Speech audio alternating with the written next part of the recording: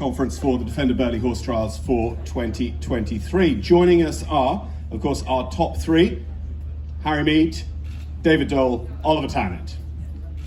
Come on. Yes. Also joining us is event director Martin Johnson, his second year here, manning the ship, captaining the ship at Defender Burghley. And I think we're going to start with Martin. We always start with our guests. So if we can pass that microphone down. Come on, do some work, guys. Martin, I think I've made that one on. Yes, yeah. Don't do that. Now you've got to pay show hire extra. Martin, second year as director here, so consolidation, improvement. You've got to be pleased with how it's gone. It's a tremendous result. The weather has been on your side, and it looked like lots of people here. Yeah, it was a good weekend. I think most importantly, it was a good weekend for the sports. We had a great day yesterday, cross country. I think Derek did a fantastic job. It's always, I think, very difficult for a five-star designer to be the right side of the line. Obviously, we're at the very pinnacle of the sport, but I think he got it right yesterday. So, you know, from my point of view, I try and surround myself with good people, and hopefully it all works. You've made a few innovations this year just to talk beyond the sport with the e-ticketing and a couple of other things. Have they played out as you hoped? I mean, have you seen you're going to turn around this year and go, yep, happy with that, and now next improvements? Yeah, I mean, we're on a sort of curve. I think, you know, this year we've started to change some things, but at an event the size of Burghley, it takes quite some time to turn things. You know, it's not as easy as making a change here and a change there.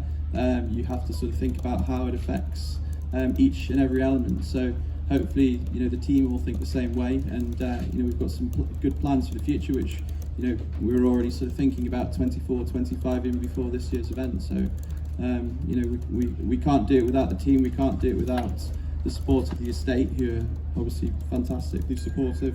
Obviously, our sponsors, led by Defender, who put so much into the event and are also great and passionate about the sport, which really helps. And Martin, you know, you have a great foot in the sporting camp as well as an international official. So I know you really enjoy talking to Philip Searle, Derek de Grazia, Paul Connor, who's the show jumping designer. Can you let us into any of the conversation between Derek and Paul about balancing cross country and show jumping this year? I mean, Derek is actually he's a thinker. I don't think he sort of you know, influenced Paul too much with his design. Again, you know, Paul is very competent at what he does, very meticulous. Obviously, the ground jury walked this morning, but before that, the TD, the course designer, spent some time yesterday post cross country looking at the track and seeing if it was appropriate for today. And I think, you know, they did a very good job. You know, it produced good rounds today, and it influenced the result. There's three people here who'll agree with that anyway. Let's pass the microphone down to Harry. Harry, you saved the best to last. This is the first press conference you've come to, but it's the best one to come to. Exactly, yeah. Tell us about your week there with Cavalier Crystal, because you know, three horses in the competition. This is your first time five-star for her, and coming into today, we were talking to Equi Ratings, and you've got a good show jumping record at the level below, but can that always translate to the intensity of five-star? Yeah, I guess the biggest question for me was how she coped with the atmosphere, not so much in the final jumping phase, but just generally, and also the speed and endurance in the cross country. And even before I went to get on her yesterday, I was you know, questioning, I hoped it would be the right decision for her, and she, I think, thoroughly proved she's a five-star horse through and through. And then today I was very, you know, if I could choose a horse to be sitting on, I was delighted it was her. And I had Away Cruising, who's got the opposite characteristics in the show jumping to contend with, and he was a good warm-up horse, jumped clear rounds, but for her I was able to get on and just really enjoy her. Did you suddenly think, gosh, I'm nearly going to fall off here after the finish? Because just like you say, when the crowd started reacting to your clear round, she suddenly went left while you carried on going forward. Yeah, exactly. Yeah. Harry, sixth was your best here before, so this must feel great. Coming into the week, would you have said that Cavalier Crystal was the one who would deliver the podium finish out of your three? No, not necessarily. I mean, I think I felt that all three of them could be good, solid contenders. I didn't think any of them were probably good enough to try and win it.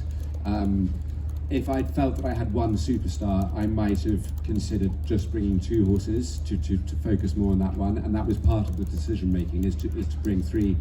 But it's actually been, you know, I mean, Oliver's in the same situation, and you know, as long as you have the team around you, you know, riding 3, you can very much give every horse everything that they need, and she's definitely over-delivered, but in many ways all 3 of them have. So I was I was happy with all 3.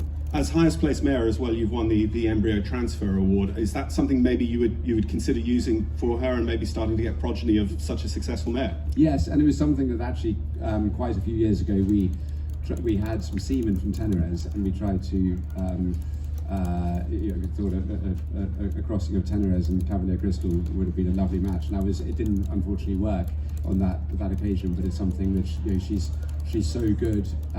It would be wonderful to have that legacy for her to be able to continue beyond the confines of her career. And as I say, it's your first time here, and you were constantly riding before some other punter who had 3 horses who ended up doing quite well here this weekend. So I know on Burghley TV we didn't hear from you that much. Could you just briefly tell us sort of your thinking on the cross country when you first saw it and then rode it? Yeah, I thought first of all it was an absolutely brilliant course, and you know, there was.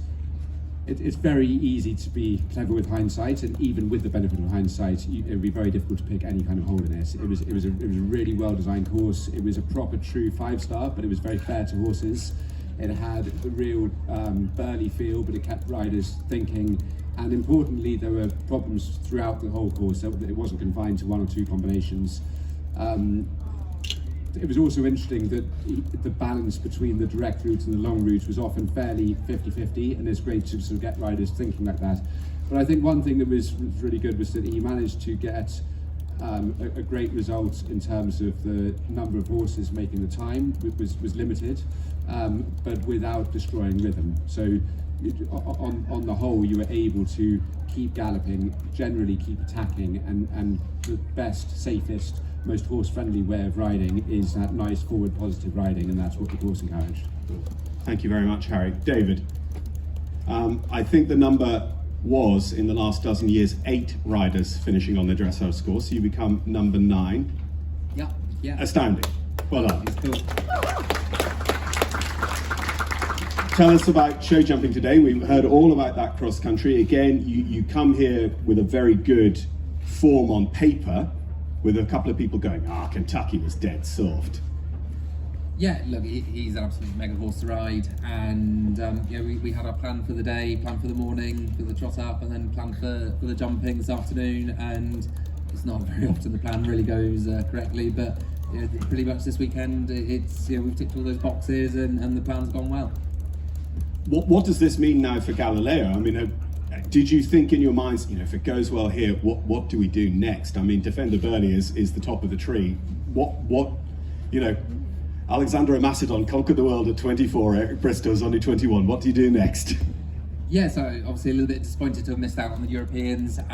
So it's a great thing to be able to come here and show sort of what form he has and what form he was in or is in. I haven't really thought past this weekend actually. He's had a 2nd, 4th, 6th, and an 8th now. We've just got to win one now, basically. Well, as you said earlier on, it was 4th, 6th, and 8th until today, so it was either 10th or 2nd, and at least the number came up the right way. Absolutely. Congratulations. I mean, it's an awesome achievement to be one of just our 2 clears inside the time. Again, the weather and the ground was so on our side. Even Janelle Price was starting to say, there's going to be 6 or 8, blah, blah, blah. Still just 2. And then to be the only one of those to jump clear as well. Congratulations. But super congratulations, of course, to Oliver Townend. Oliver's 3rd Burghley win. Ballaghmor Class's 3rd 5-star win. 2nd Burghley win. Oliver overall 8 5-star wins, I think now. Look, let's start where you want to start, because Thomas, it was his first time at the level. He wins Burghley. 6 years later, he wins it again, which is a true testament to the way you guys manage your horses and keep them coming. But it's a true testament to him and his attitude to the sport. What can I say? He's a freak. I'm actually so much more comfortable in front of you guys with Harry Mead sat next to me, because he's my spokesperson. So And it's sitting, not sat. there we go. Here he goes.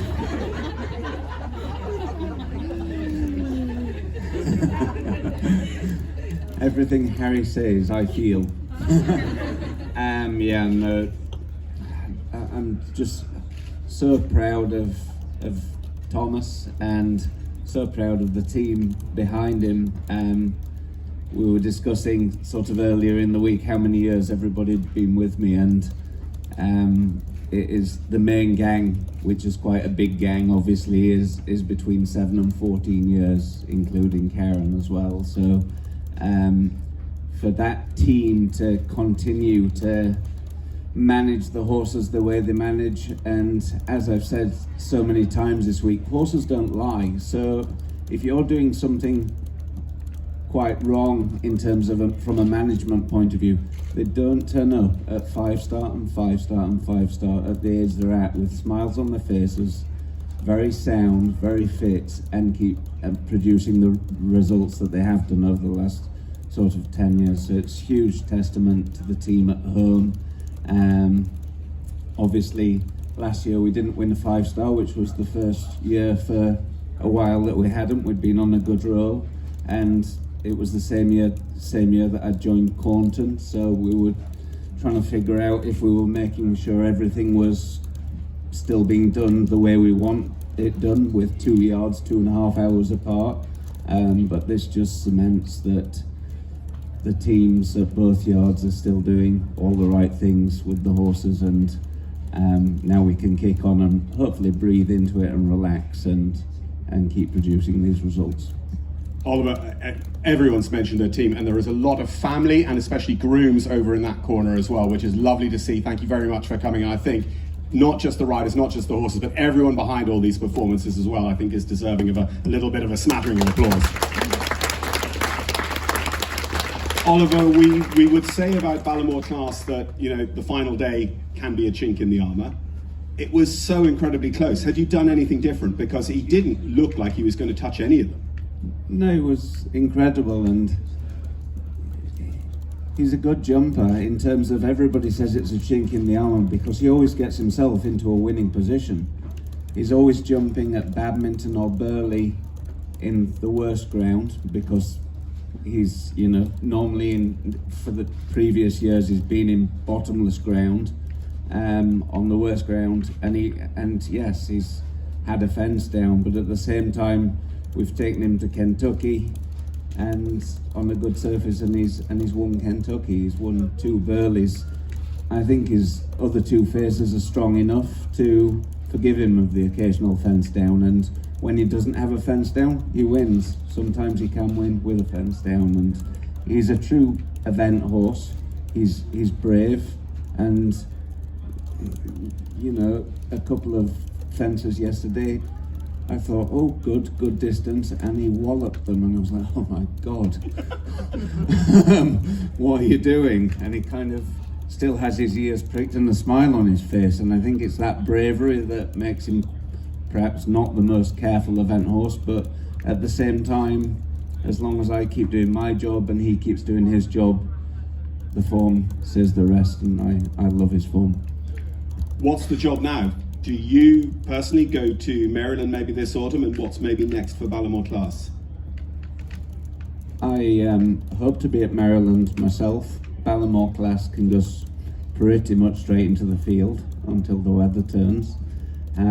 Yeah, Maryland Po, I'm lucky enough to have a nice bunch of horses, and with the Cornton investment and desire to be involved in the sport, we've got a lot of horses coming through, so I'm in an incredible position and feel very privileged to be still part of this amazing sport when yeah, if I could take you all to where it started, you wouldn't quite believe it. So yeah, fingers crossed we keep continuing on for another few years.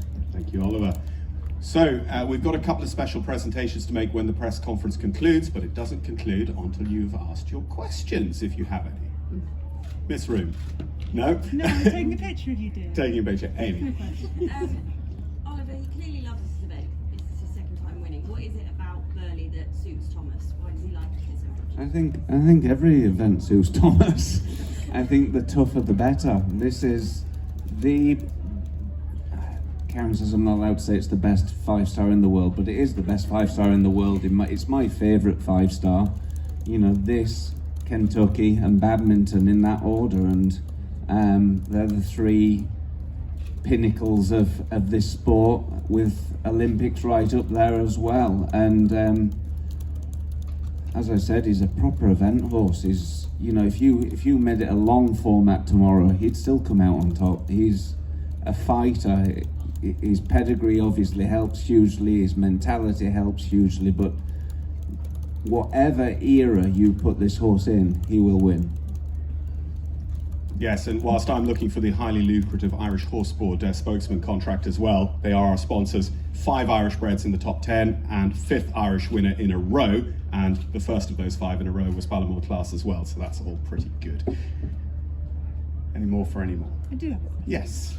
David, I don't think anything you did here this week was out of turn with your form, so it wasn't surprising from that point of view. But this is a bit of a step into a new era to be sitting here second with Burghley. What were your hopes and expectations coming into the week, and kind of how do you feel emotionally to be sitting here next to Oliver just behind him? I'd rather be one place over. But yeah, no, we came for a top 10 placing, and you know, I knew I had a class horse underneath me. His dressage probably the mark a little bit disappointed with at the start of the week, but you know, sort of I'd always rather finish stronger, and you know, I sort of like had a lot of belief in his jumping. So yeah, no, we were sort of sitting quietly, sort of happily there. Yeah, no, it's a bit cool. It's really cool to be here like this, and you know, to be sat beside Oliver and Harry, and you know, the guys that I've watched, you know, sort of compete at their first badmintons and Burghleys as well when I was quite a bit younger, and so it's great to be up here with them. And now I've got to just make sure I keep up with them and hopefully get one up on them. Thank you. More for any more? Yes, Alison. John mentioned earlier Irish sport horses, and both Harry and Oliver are steeped with Irish sport horses over the years. Can you just give us a comment about what makes them special? They win at 5-star all the time. Over to Harry. So I speak for Oliver and myself. So I think, you know, the Irish horse, as we all know, has been the underpinning of eventing, because they have that combination of the blood movement and jump, and you know, the sport has changed, but there are certain elements of the sport which have stayed steadfast, and Burghley is, you know, your classic, original, traditional 3-day event. And you know, as Oliver said, you know, he felt his horse would have won in any era, and I think he's right in that. And you know, the Irish horse is predisposed to perform on that stage.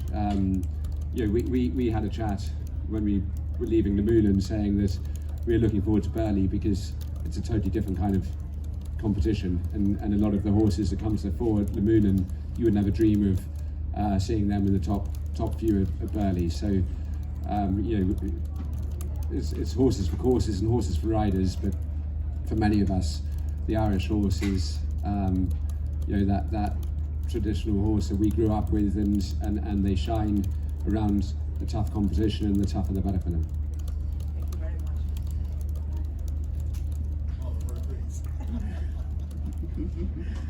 So the first of our special presentations, the 3 riders, if you don't go too far away, Martin, if you would stand up, because what we need to get is Oliver behind those 2 cakes, which have come, as ever, from the George at Stamford. There is 1 for Ballaghmor class and 1 for Oliver. I'll let the team at Oliver Stables decide which is which. But Jeremy Topham-Smith is here from the George representing, and the George, through the Hoskins family, have been very, very generous supporters of us over many, many years. Jeremy is the nephew of the late Mr. Hoskins, who of course was synonymous with the George's support to Defender Burghley. I think we should bring Ballaghmor class into. Yes, quite. Quite line kids up.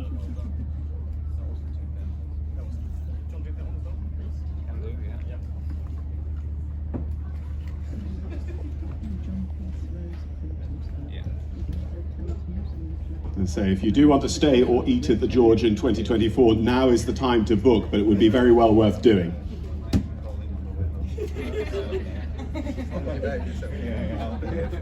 Thank you very much, Jeremy, and all at the George for your support to Defender Burghley. So, Martin, we do need you back now, because Champagne Paul Roger are the official champagne suppliers to Defender Burghley, and they have provided 3 quite small bottles here for our top 3. Martin, I think we'll start with the small ones, if you would like to present.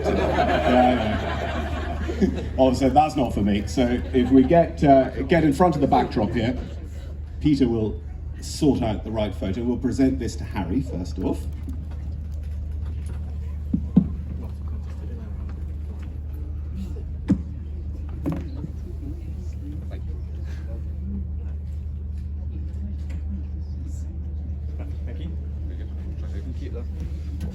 And we will do David.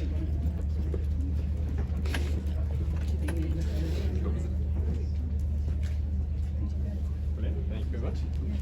And Someone's going to tip it around. no, it's locked in there. Unfortunately, we tried to get it out and we couldn't. So I'm still like his big brother. Thank you very much. You can't keep that on. we'll take it out of the prize money. Ladies and gentlemen, on behalf of Martin, on behalf of Catherine and her entire team here in the Media Centre, thank you very much for coming and supporting and covering Defender Burghley horse trials this year. If you can possibly support our sponsors through naming the fences as per their sponsors, by tagging Defender, of course, in the way you describe this event. Defender are incredible supporters to our sport, not just at Burghley, but their support here at Burghley going back, I think, to 2005 through the Landrover brand, which is just an incredible relationship. So thank you very much for coming and giving the coverage you have done so far. Please do remember our sponsors. Please do come and accredit yourselves next year. And thank you for the support you have given to Defender Burghley for 2023. But all that remains is for a much louder round of applause for our top 3. Harry Mead, David Dole, Oliver Townend.